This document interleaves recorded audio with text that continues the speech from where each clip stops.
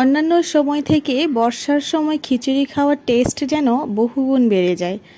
তো সুপ্রিয় দর্শক, খিচুড়ি তো খালি খাওয়া যায় না, এটার সাথে দরকার হয় যে কোনো একটি মাংসের, সেটা হোক গরু, খাসি অথবা মুরগি।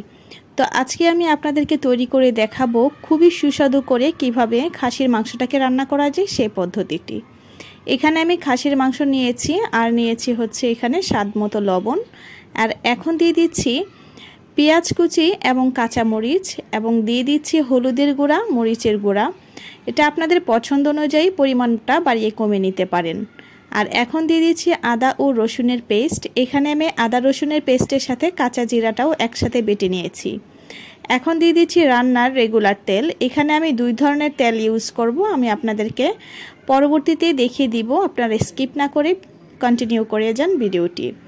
আর এখন দিয়ে দিচ্ছি হচ্ছে গরম মশলার গুঁড়া। গরম মশলার গুঁড়াটা দিয়ে আবারও খুব ভালো করে মিক্স করে নিতে হবে। আর এখন দিয়ে দিচ্ছি হচ্ছে তেজপাতা, এলাচ, দারুচিনি, গোলমরিচ এবং পরিমাণ মতো যে কোনো মশলাটা আপনারা ইউজ করতে পারেন। আর এখন সামান্য একটু পানি দিতে হবে যাতে করে মশলাটা খুব ভালো করে কষানো যায়। পানিটা এখন না দিলেও চলবে, তবে পানিটা দেওয়ার পর কিন্তু আমি এটাকে ভালো করে শুকিয়ে নিব, কষিয়ে নিব। এখন একটি প্রেসার কুকারের মধ্যে আপনার ঢাকনাটা ঢেকে দিয়ে এটাকে একটু পর পর কিন্তু ঢাকনাটা খুলে খুলে আমি এটাকে রান্না করে নিব, যতক্ষণ পর্যন্ত মাংসটা একদম মশলার সাথে ভালো করে মিশে না যায় ততক্ষণ পর্যন্ত এটা রান্না করতে থাকবো। এখন আমি দিয়ে দিয়েছি সরিষার তেল, আর এই পর্যায়ে সরিষার তেলটা দেওয়ার পর কিন্তু রান্নার টেস্ট কিন্তু অনেকটা বেড়ে যাবে এবং ফ্লেভারফুল হবে অনেক বেশি। আপনারা এইভাবে অবশ্যই দেওয়ার ট্রাই করবেন। আর এখন আমি দিয়ে দিচ্ছি আলুটা আপনাদের পছন্দ মতন আপনারা চাইলে দিতে পারেন অথবা নাও দিতে পারেন, এটা আপনাদের প্রেফারেন্স অনুযায়ী।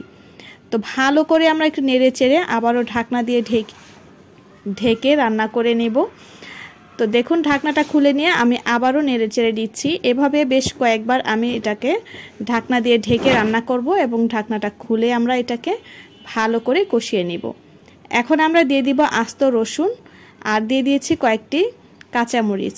দেওয়ার পর আবারও ভালো করে কষিয়ে নিচ্ছি।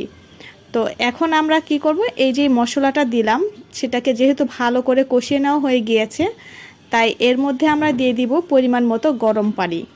রান্নাটা যেহেতু টেস্টের জন্য করা হয়, সেক্ষেত্রে পরিমাণটা যদি আমরা সঠিকভাবে দেই আর পানির ঝোলটা যদি আমরা এখানে গরম পানি ইউজ করি তাহলে কিন্তু টেস্ট অনেক গুণ বেড়ে যাবে। আর যদি ঠান্ডা পানি দেওয়া হয় সেক্ষেত্রে টেস্ট কিছুটা কম্প্রোমাইজ করতে হবে। তো আমাদের রান্নাটা কিন্তু অলমোস্ট হয়ে গিয়েছে। এখন কিন্তু আমরা এটাকে